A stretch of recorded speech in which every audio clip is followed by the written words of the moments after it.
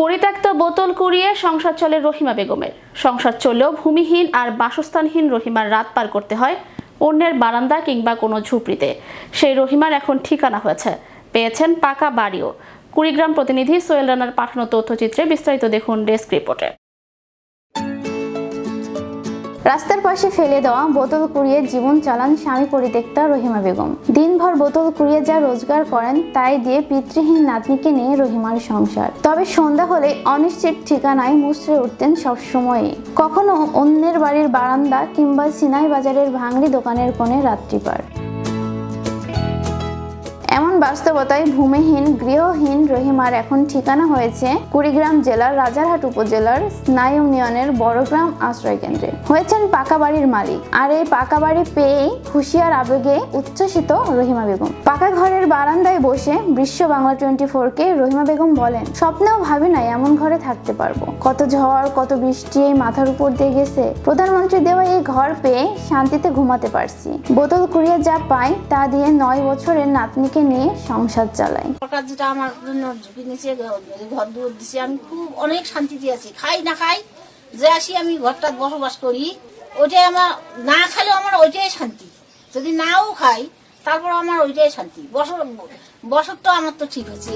Sinai union পরিষদের chairman Sadikul হক নুরু বলেন, রহিমা বেগম আগে সিনাই বাজার কিংবা অন্যের বাড়ির বারান্দাতেই রাত্রি পার করতেন। পরবর্তী সময়ে আশ্রয়নের ঘরে তাকে তুলে দিতে পেরে আমরা খুশি। জাতির জনকের কন্যা জননেত্রী প্রধানমন্ত্রী জননেত্রী শেখ হাসিনার প্রতিশ্রুতি অনুযায়ী এই রহিমাকে আমরা আশ্রয়ন প্রকল্পে ঘর দিতে পেরেছি, তার আবাস স্থলের একটা ঠিকানা তৈরি করে দিতে পেরেছি। রাজারহাট উপজেলার নির্বাহী অফিসার নুরে তাসনিম জানান, রহিমা বেগমের মতন আরো বিভিন্ন শ্রেণীর পেশার ছিন্নমূল মানুষজন পেয়েছেন আশ্রয়নের ঠিকানা, হয়েছেন পাকা বাড়ির মালিক। আর এই মানবিক কাজের সঙ্গে তৃণমূলের অফিসার হিসেবে আমাদের যুক্ত করায় আমরা কৃতজ্ঞ মাননীয় প্রধানমন্ত্রীর প্রতি। মাননীয় প্রধানমন্ত্রীর উপহারের ঘর পেয়ে বাসস্থানহীন রহিমা বেগম যেমন তার ভাগ্য পরিবর্তন করেছেন, ঠিক সেভাবেই সারা দেশের অলিতে গলিতে পড়ে থাকা অসংখ্য রহিমাদেরও জীবনের পরিবর্তন আসুক, এমনটাই আশা সকলের। বিভিন্ন ধরনের সমাজের প্রান্তিক জনগোষ্ঠী আশ্রয় পেয়েছেন, তাদেরই একজন রহিমা বেগম। তিনি রাজারহাটের ছিনাই ইউনিয়নের বাসিন্দা ছিলেন। তিনি ছিনাই ইউনিয়নের বিভিন্ন বাজারে প্লাস্টিকের যে বোতল, মানুষ পানি অথবা ড্রিঙ্কস খেয়ে যে বোতলগুলো ফেলে দেয়, সেই বোতলগুলো কুড়িয়ে দিন শেষে বাজারে বিক্রি করে যে কয় টাকা পেতেন সেই টাকা দিয়ে খাবার কিনে খাওয়ার পরে তিনি বাজারের বেঞ্চে ঘুমিয়ে রাত কাটাতেন। তার মাথার উপর কোনো আশ্রয় ছিল না। তো আমাদের কাছে এরকম একটা খবর আসার পরে আমরা বিষয়টা যাচাই বাছাই করি, রহিমা বেগমের সাথে কথা বলি এবং তাকে ছিনাইয়ের বড়গ্রামে যে আমাদের আশ্রয়ণ প্রকল্প রয়েছে সেখানে আমরা তাকে একটি ঘর দিয়েছি।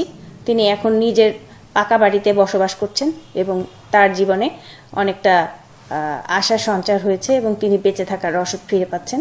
তিনি মাননীয় প্রধানমন্ত্রীকে ধন্যবাদ জানিয়েছেন এবং সেই সাথে সবার প্রতি কৃতজ্ঞতা জানিয়েছেন যারা তাকে এই ঘরটা দেওয়ার ব্যাপারে সাহায্য করেছে। শাহিনা আলম, বিশ্ব বাংলা 24 নিউজ ডেস্ক।